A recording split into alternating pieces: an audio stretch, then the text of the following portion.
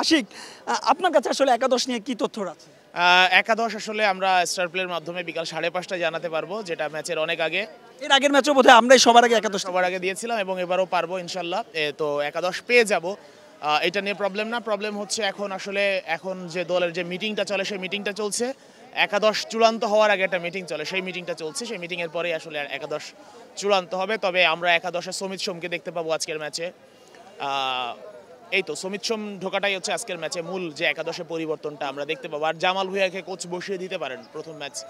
আর মিতুল মার্মাকে পাল্টাবেন কি পাল্টাবেন না, এখন ওই বিষয়ে একটা কথা চলছে। আমি আসলে ওইটা নিয়ে প্রশ্ন জানতে চাচ্ছিলাম, যদি শেষ পর্যন্ত মিতুলকে একাদশে না খেলানো হয়, বিশেষ করে দর্শকদের মধ্যে থেকে একটা চাপ রয়েছে। দুটো তারা স্লোগান, তারা বলেন সিন্ডিকেট, তারা বলেন ক্যাপ্টেন আউট, এবং মিতুলকে তারা চান না। জিকোকে যেহেতু জিকো স্কোয়াডে, আপনার মনে হয় কি আজকে মিতুলের খেলার সম্ভাবনা কতখানি? মিতুলের খেলার সম্ভাবনা 70 বা 80% আছে। সেইখানে পরিবর্তন হয়ে বাকি যে শতাংশটা থাকে সেটা সুজন আর হচ্ছে শ্রাবণের জন্য একটা অপশন থাকে। তারপরেও ফার্স্ট চয়েস এখনো কাবরেরার মিতুল, তবে চেঞ্জ আসতেও পারে। আশিক, ভারতের সঙ্গে আমরা দীর্ঘ একটা সময় ধরে জিতেনি, সবশেষ 5 ম্যাচের মধ্যে 4টাই ড্র করেছি।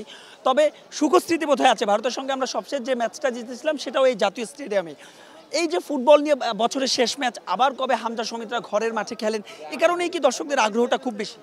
প্রথমত ভারতের সাথে খেলা এটা আগ্রহের অন্যতম বড় কারণ দেখেন যে ক্রিকেট, ফুটবল, যে কোনো স্পোর্টসে আসলে ভারতের সাথে খেলা হলে দর্শকদের মধ্যে যেমন রাইভালরি থাকে, ঠিক একই সঙ্গে রাইভালরি থাকে প্লেয়ারদের মাঝেও।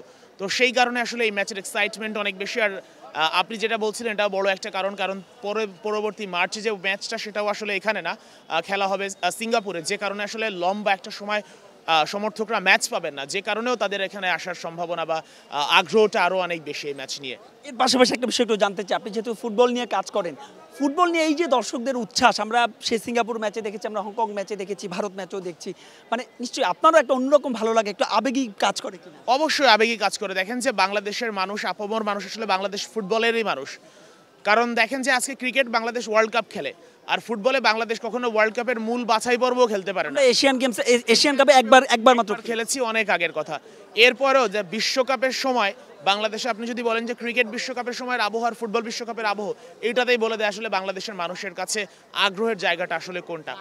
তো সেই জায়গা থেকে হিসেব করলে বাংলাদেশের মানুষ, আর ফুটবলে আরেকটা বড় কারণ হচ্ছে দেখেন যে আপনি ক্লাব ফুটবলের ম্যাচ পাবেন, ন্যাশনাল টিমের ম্যাচ পেতে হলে আপনাকে মোটামুটি 2-3 মাস ওয়েট করতে হয়। একটা উইন্ডো 2 মাস, 2.5 মাস, 3 মাস পর, যে কারণে হচ্ছে দর্শকরা ন্যাশনাল টিমের ম্যাচ কম পায়, যে কারণে আগ্রহটা আরও অনেক বেশি থাকে। আর একই সাথে তো সময়ের ব্যাপারটা তো আছে। তার সবচেয়ে বড় ব্যাপার এখন আমাদের হামজা চৌধুরী, সমিত সোমরা।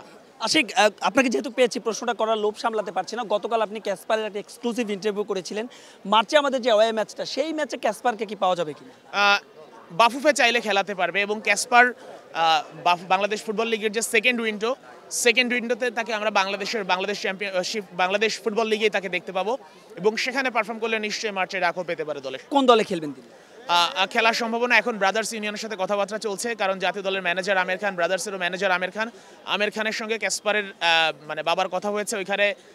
আমিও তাকে সাজেস্ট করেছিলাম যে যাতে ব্রাদার্স ইউনিয়নে খেলার তো ম্যাচ টাইম পাবে, এবং ম্যাচ টাইম পালে সে তাকে প্রুফ করতে পারবে। ক্যাসপারের একদিক থেকে যেমন তার ফিজিক্যাল ফিটনেস অনেক ভালো, একই সাথে তার হেডিং পাওয়ারও খুব সুন্দর। তিনি তো বোধহয় ডিফেন্ডার। হ্যাঁ, সেন্টার ব্যাক। সেক্ষেত্রে আসলে বিদেশি বংশোদ্ভূত কোনো স্ট্রাইকারের সন্ধান আছে কিনা, সেটা হোক মার্চে কিংবা তারপরে? অবশ্যই আছে। ট্রেভার ইসলাম বাংলাদেশের হয়ে খেলবেন, তার পাসপোর্টের কাজ শুরু হয়ে গেছে, নাম্বার 9, এবং অসাধারণ স্ট্রাইকার ট্রেভার। আর ট্রেভার খেলা মানে বাংলাদেশের নাম্বার 9-এ যে আমরা যে অবস্থাটা, শূন্যতাটা আমরা দেখি, তাই ইভেন মানে জায়ান্টরা যে লেভেলদের, জায়ান্টদের চেয়ে ভালো লেভেলের হচ্ছে ট্রেভার।